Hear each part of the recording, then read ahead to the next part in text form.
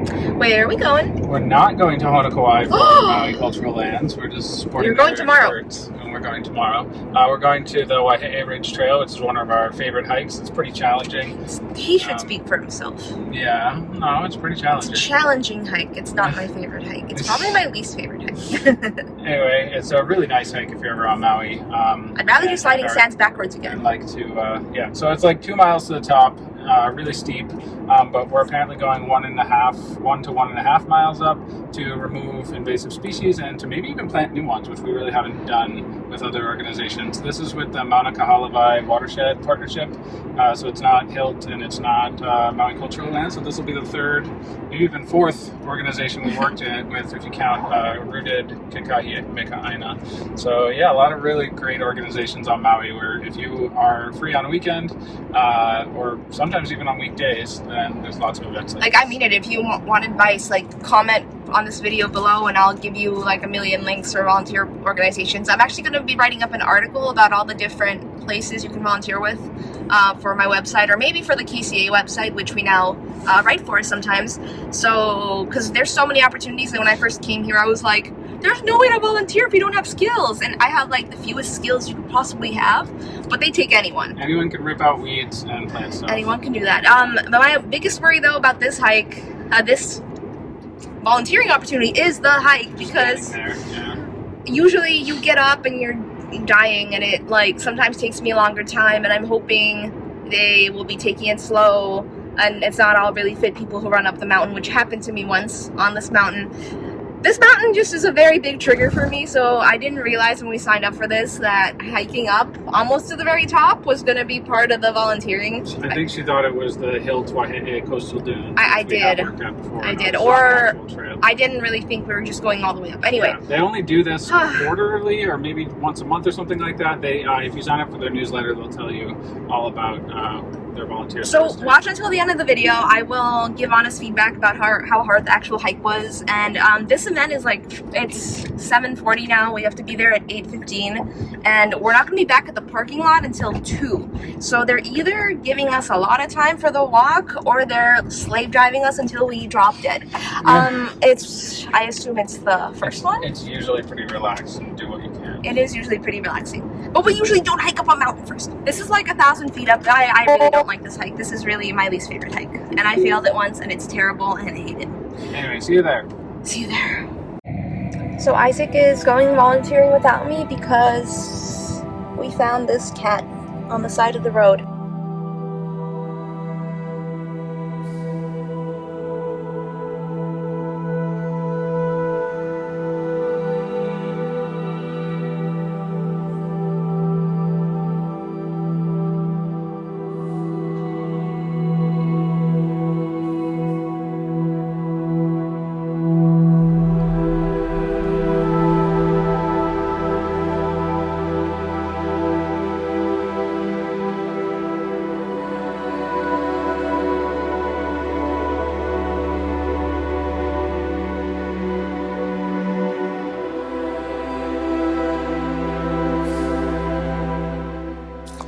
So this space has been here since September 2024, so not even a year, half a year even. And it used to look like that.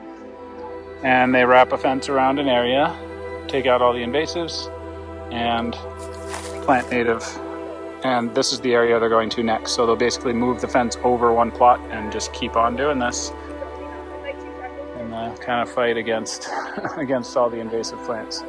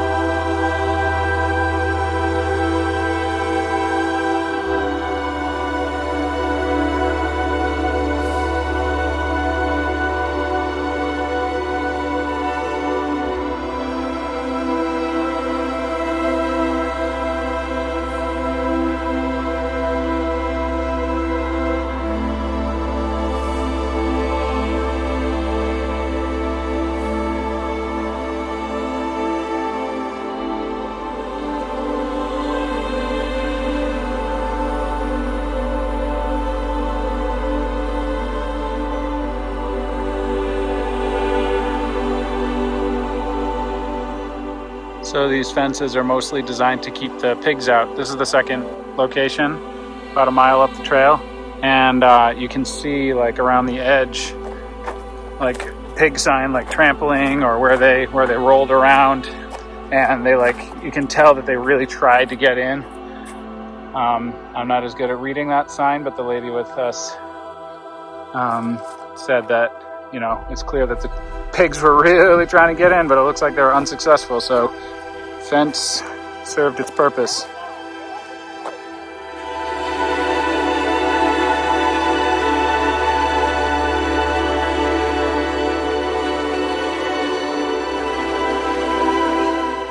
So we're allowed to plant these anywhere we want, and you have to, each of us got 5, and you have to make sure that it's flush, the ground is flush with here.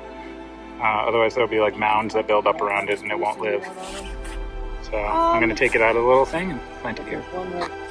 So this is uleu, which is like a, ulei, which is like a shrub type plant.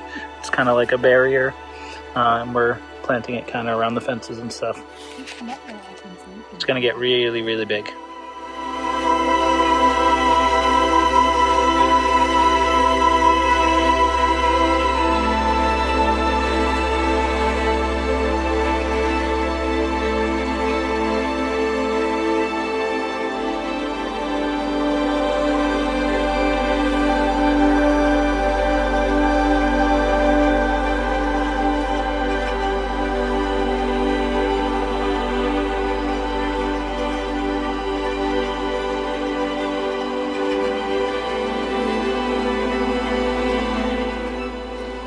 So if you're coming down the trail and you see these little flags, that's what it is. It's a restoration project.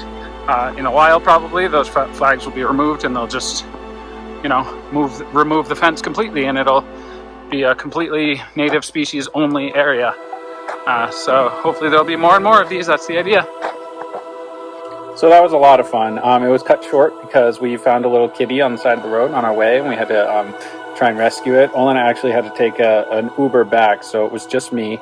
And I left a little bit early. I went down the mountain myself. But anyway, that's a video for another time. When you arrive, you park. There was plenty of parking. Sometimes that lot is full. You might have to park in the overflow lot down below.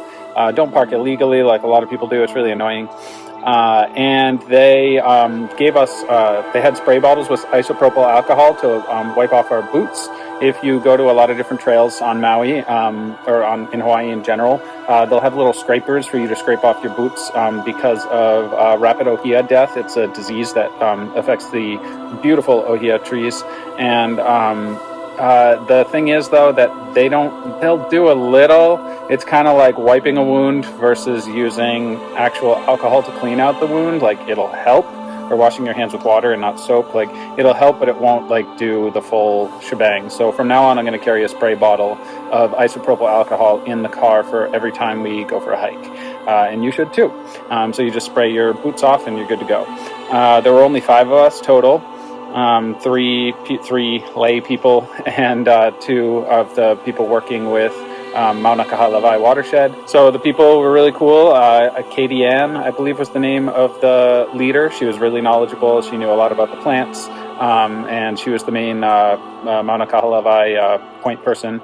And we stopped at 2 different places, one on the way just a little ways up the hill, and I think the farthest one was like a mile up. So if you're not a big hiker, this could be a little challenging. The very beginning of Waiheʻe Ridge Trail is the hardest, and after that it kind of levels off.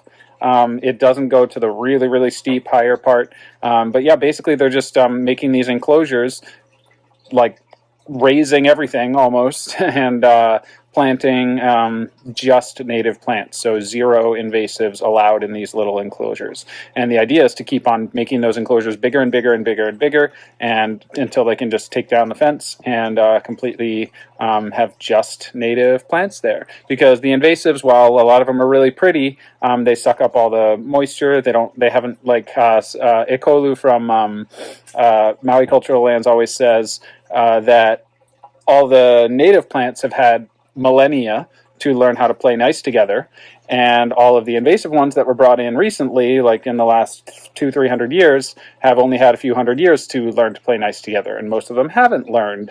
They hog each other's resources, they choke each other out. A lot of the native plants that contribute to the biosphere of this entire area get lost. It's like introducing a wolf to a place where wolves never have been. They're going to kill everything. It's the same concept. We will be back. Next time I won't be running away to take care of a kitten. You should just look up Mauna Kaha, and you can sign up to be notified of all their volunteer opportunities. Every month we get a notification of what they're doing, and get out there. There might only be a few people, which is means the more the merrier. Join, and it really makes a difference. When I saw how many things they had planted, and getting to plant it on your own, we actually brought plants up in water jugs, and getting to plant it on your own is like a great feeling. Like there's 6 little plants there that are there because I put them there, which just feels really, really great. So while we were digging, we found that the ground was basically like made of ginger in some places. Like you would dig and you couldn't even get through any dirt without, slicing into some ginger. It actually smelled really good. But yeah, I brought some home. I don't know if it's the kind that you're supposed to eat. I guess I'm just going to have to smell it, taste it, find out. But I know there are a lot of different kinds of gingers. But yeah, this is invasive too. And it's everywhere there. So they have to clear it out before they can plant anything else. I am Olena. This is Isaac. And we are the TravelBugBite. We met in Prague, Czech Republic. Lived in Shanghai, China. New York and Rhode Island, USA. And now we live in Hawaii. We've traveled from Tibet to Puerto Rico. Harbin to PP. And drove cross country with Smiley in our Tesla Model 3. Subscribe to follow our adventures. If you liked our video, don't forget to click the like button, leave a comment, and subscribe. Check out our videos from all around the world and let us know what you'd like to see next. Thanks for watching!